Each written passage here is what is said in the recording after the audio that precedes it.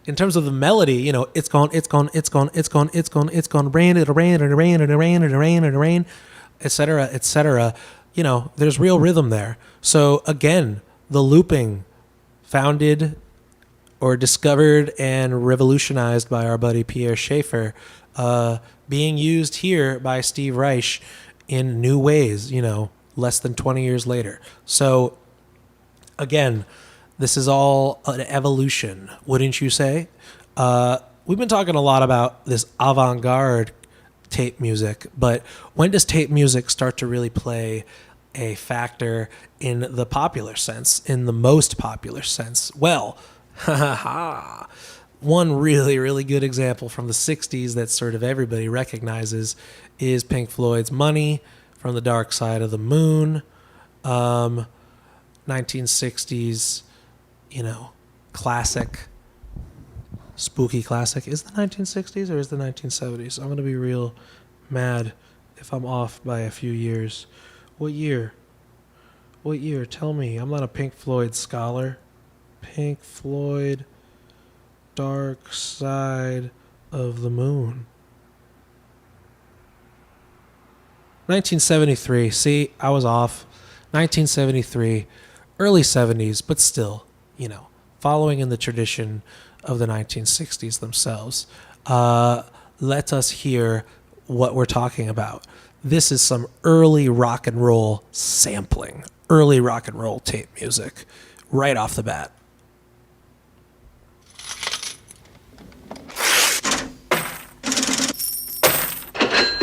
Money is the drum.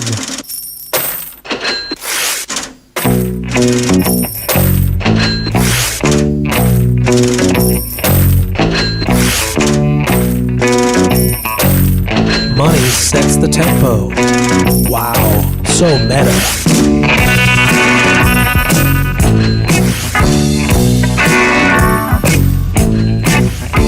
So, right off the bat, the beginning of that song, Pink Floyd, Psychedelic Heroes, utilizing tape recordings of cash registers, change machines, doing what they do, making noise, money noise. So, you know, self-referential, but also very much groovy, going with the groove of the track. Now, the Beatles utilize tape music. They themselves are huge fans of a lot of avant-garde folks, including Karl-Heinz Stockhausen, John Cage. But during the White Album era, they actually created their own avant-garde tape music piece called Revolution Number 9. I gotta find the original recording. Why can't I find it? Revolution Number 9. Original? No, those are samples. Revolution Number 9?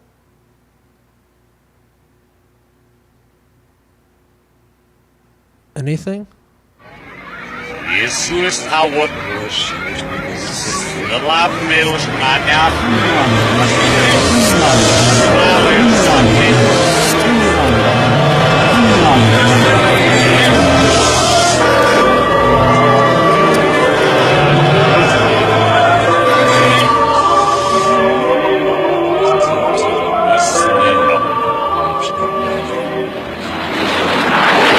So yeah, that's the Beatles in the 60s. So not to say that weird tape music hasn't slowly started making its way into the mainstream pop culture, but you don't really see it as often. Pink Floyd, another great example. Now, we talked about at the beginning how people started capturing sounds. Tape is still the main way that it's captured in the mid-late 20th century, but we start playing them on different devices, including the turntable. The turntable sort of becomes king of at-home and at the club audio listening playback devices, played through turntables and a little mixer in the middle. Now, how did people start to really, utilize these things as their own sort of playback instruments, just like the tape musicians would do? Well, they would create loops, just like tape loops, only they would use it by using two turntables in the mixer and playing the same part of the same song. And while one part plays the song, the other turntable is rewinding. And then right on the cue, the crossfader on the mixer goes to the opposite turntable to play that exact same part over in a looping rhythmic fashion. And then they do vice versa. The right-hand side plays while the left-hand side rewinds. And then crossfade over, vice versa. Left-hand plays, right-hand rewinds. Blah, blah, blah. I could talk about it, but I would rather just show you. And I'll show you the godfather of this technique. This is Grandmaster Flash in the 1986, though he gets his start in the late 70s Boogie Down Bronx, doing house parties and revolutionizing this technique by looping one side of the decks and playing it while the other rewinds, and then flipping it over to the other side with the mixer and doing vice versa. So check it out. A DJ used to play a record like from start to finish, which I felt that kind of boring to look at or even to listen to. So what I would do is pick the most climatic part or the strongest part, the funkiest part of the record, and just continuously repeat that part over and over again in sync. So this is like way before records were, even thought about being made. There was no such thing as a recording artist, rapper on a record, so to speak, What do you have on now? Well, I have one, this was a real popular record, in its time, and at this point here, it still is. It's called Bob James 2, Take Me to the Mardi Gras. I'll just try to, take it apart and put it together again.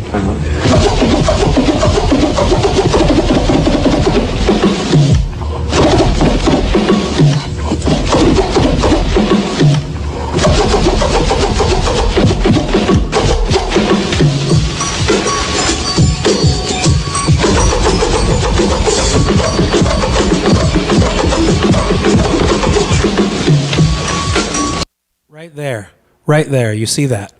He played it on one side while scratching it a little bit, playing the drum beat, ding ding goon ding doom doom doom ding ding ding doom ding doom, and then right when it's finished, he drops it by transferring over to the other side, playing it on the other turntable. Watch it again.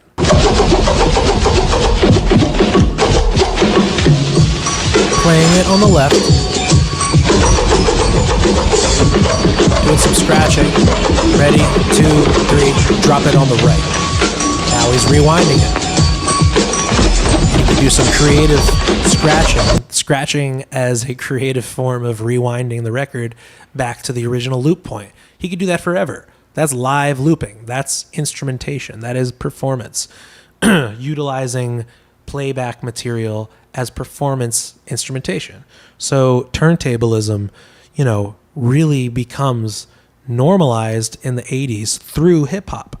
And through hip-hop turntablism, there is also, breakthroughs in other electronic music. House music in Chicago becomes really big with a DJ named Frankie Knuckles, who in the 1970s is doing similar ideas to Grandmaster Flash and the other guys in the Bronx, but speeding up and slowing down disco records and looping not the drum break parts similar in hip hop, but more, like the 4 to the floor beats. Do, doots, doots, doots, doots, doo, because that's very popular in disco.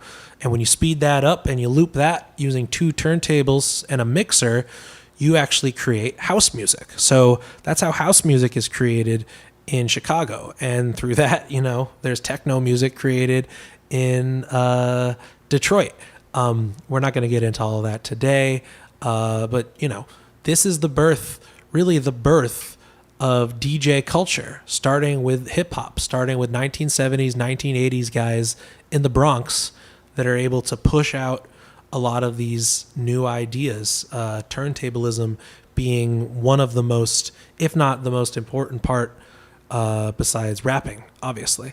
So sampling continuing in hip hop becomes super popular, not just in the turntablism side, but they start actually creating hardware itself for this purpose of capturing pre-recorded sounds, sometimes from records, sometimes from just, things that you find, but, mostly from records. People are finding music on records and CDs and tapes, and they're playing it into these new devices like the MPC 2000 here. And what they're doing is they're making their own little loops, their own little snippets of pre-recorded sound, just like John Cage and Pierre Schaeffer would create little snippets and loops of physical tape. Now we are just switching it over, not even from vinyl physical format, but into a digital format, being stored, in this case, on floppy disks. But, the birth of these, digital samplers right here continue on, and now you just have these exact same things built into computer software. Pro Tools, Ableton, Logic, et cetera, et cetera. These all have sampler capabilities. So, the MPC, though, in the 80s is sort of the grandfather to the digital samples and the grandfather to uppercase S sampling culture, moving beyond tape music, moving beyond DJ culture specifically, and into the world of sampling culture. Now, the MPC, was around in the 80s, but it was used for, it's still used today, 30 some years later. But one of the godfathers of the MPC, and remember I mentioned there's an MPC in the Smithsonian Museum. The MPC in the Smithsonian Museum belongs to this guy right here. His name is Jay Dilla, a very, very famous and now unfortunately passed away hip-hop producer, composer, DJ, pioneer.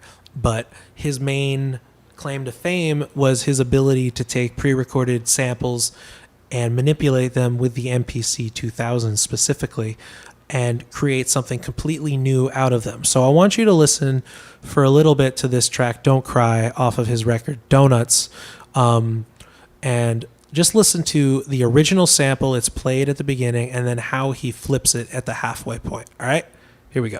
Don't cry. All right, you sing it, and I'll show you how my voice would have made it unbelievable, baby. Oh, okay, Joy. I can't stand to see you cry. I can't stand to see you cry.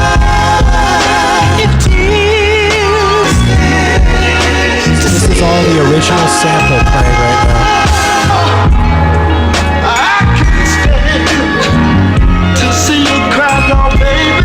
Here it's chopped.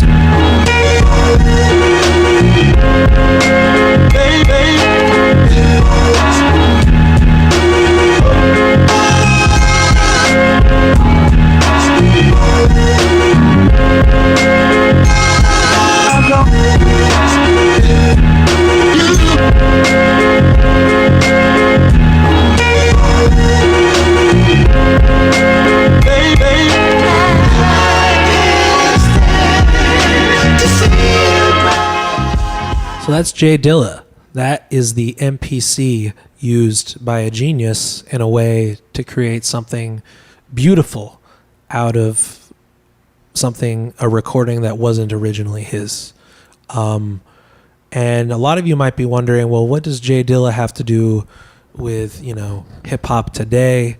Where does his influences lay? I mean, it's everywhere, but you could argue, especially for my young Gen Z students out there, that Jay Dilla is the godfather, the OG of what you guys now call lo-fi hip-hop. Lo-fi hip-hop, in the most layman's terms, the most basic description, is taking a hip-hop drum beat and putting some jazzy, old-school chopped sample, jazzy, melodic, melancholic, sort of soulful sample over the drums themselves in a manipulated sort of MPC fashion. And Dilla had been doing that, obviously, for years prior. But, lo-fi is super popular nowadays. Godfather from the Japanese sort of, side of the hip hop, lo-fi, post Dilla world was a guy named Nujabes, considered sort of the J Dilla of Japan and the godfather of the lo-fi sampling aesthetic, chopping up jazz samples, sad sort of quiet jazz samples, and putting them over some beats, and then you doing your homework, studying to and chilling to those beats. So you can obviously hear the sort of foundations of lo-fi sampling, lo-fi hip-hop sampling here, as well as the influence of J Dilla here in this little Nujabes example.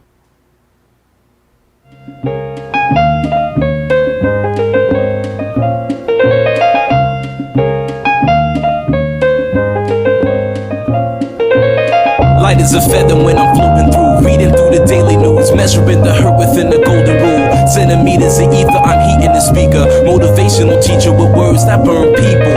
Singing the headlines, line with discord. It's either genocide or the planet in uproar. Never good. The rules of paradise are never nice. The best laid plans of mice and men are never right. I'm just a vagabond with flowers for Algernon, an average Joe who knows what the fuck is going on. It's the hope of my thoughts that I travel upon. Fly like an arrow of God until I'm gone. So drifting away like a feather in air, letting my words take me away from the hurt and despair. So I'm keeping it vertical, forever elevator, riding the escalator to the something that is greater. So I'm Yeah, that right there is the foundation for lo-fi hip-hop sampling theory. You got your very nice jazz piano sample, and that's, you know, sped up from its original tempo and chopped up on an MPC or something like that. And then you add that sort of classic 90s hip-hop boom bap breakbeat drum beat behind it, and then you put a verse on top of it and you have lo-fi. You know, Nujabes has been doing stuff. He passed away also, unfortunately, in the 2000s, but, you know, his influence on the lo-fi aesthetic being that, you know, he took what J Dilla did and added his own sort of jazzy take to it. And, you know, he has a lot of work in anime shows like Samurai Champloo. So he has the anime aesthetic association, being from Japan and having his work in soundtracks for anime. So in a lot of ways, Nujabes is also a godfather of the sort of lo-fi aesthetic from the other side.